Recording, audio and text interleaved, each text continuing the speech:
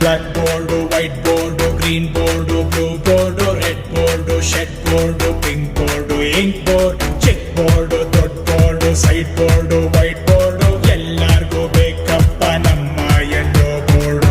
ಆ ರೋಡು ಈ ರೋಡು, ಆ ಊರು ಈ ಊರು, ನಮ್ಮೋರು ನಿಮ್ಮೋರು, ದೊಡ್ಡವರು ಚಿಕ್ಕವರು, ಎಲ್ಲಿದ್ರು ಹೆಂಗಿದ್ರು ಎಲ್ಲಾರ್ಗೂ ಟೈಮಿಗೆ ಓಡಾಡಕ್ ಬೇಕಪ್ಪ ಟ್ಯಾಕ್ಸಿ ಎಲ್ಲೋ ಬೋರ್ಡು.